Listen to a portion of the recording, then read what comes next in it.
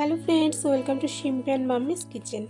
আজকে আবারও একটা নতুন রেসিপি নিয়ে তোমাদের সামনে চলে এসেছি। আজকে আমি বানাচ্ছি আমরস। এই আমরসটা অনেকেই তোমরা বানাতে পারো, তবুও আজকে আমি কিভাবে এই আমরসটা বানাচ্ছি সেই রেসিপিটা ভাবলাম যে তোমাদের সঙ্গেও শেয়ার করি। আর এই আমের সিজনে সবার ঘরেই কিন্তু কম বেশি আমরস তৈরি হয়, আর এটা খেতে অনেক মজার একটা রেসিপি, খুব সহজেও তৈরি হয়ে যায়। তো আজকে আমি কিভাবে তৈরি করছি এই রেসিপিটা চলো দেখে নিই।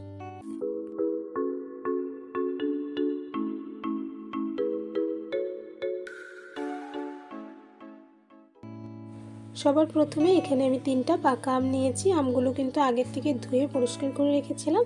তো এবার আমি আমের চোচা ছাড়িয়ে নিচ্ছি।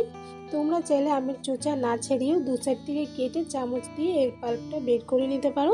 আমি এখানে চোচা ছাড়িয়ে নিয়ে এর দু সাইড থেকে কেটে এর থেকে ছোট ছোট টুকরো করে নিচ্ছি। দেখো এভাবে করে সবগুলো আমের আমি এভাবে টুকরো করে নিয়েছি। এবার একটা মিক্সার গ্রাইন্ডার নিয়েছি, এর মধ্যে আমি আমের টুকরোগুলো দিয়ে দিচ্ছি।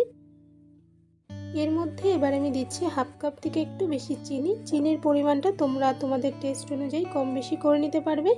এর সঙ্গে আমি এর মধ্যে দিয়ে দিচ্ছি লিকুইড দুধ। এখানে প্রায় 1.5 কাপের মতো দিয়েছি। দুধটা কিন্তু নর্মাল টেম্পারেচারে, এটা ঠান্ডা বা গরম দুধের কোনো দরকার নেই। এর সঙ্গে এর মধ্যে আমি দিয়ে দিচ্ছি অল্প ফ্রেশ ক্রিম। এখানে আমি আমুলের ফ্রেশ ক্রিম নিয়েছি, আর এটা কিন্তু অপশনাল, এটা দিলে টেস্টটা বেশ ভালো হয়, তাই আমি দিয়ে দিলাম। তোমরা চাইলে এটাকে বাদ দিতে পারো। সব কিছুকে এবার আমি গ্রাইন্ড করে নিচ্ছি। আমটাকে ব্লেন্ড করে নেওয়া হয়ে গেছে, আর এর থিকনেস তোমরা দেখে বুঝতে পারছো, খুব বেশি ঘন অথবা খুব বেশি পাতলা কিন্তু নয়।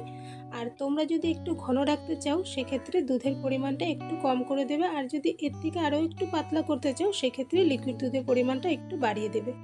এদিকে আমি একটা বাটিতে ঢেলে নিয়েছি, সঙ্গে ছোট বাটিতেও আমি অল্প ঢেলে নিলাম। আর এদিকে অল্প কেটে নেওয়া আম আমি আলাদা করে রেখে দিয়েছিলাম, সেই আমটাকে এবার আমরসের উপর থেকে আমি ছড়িয়ে দিচ্ছি।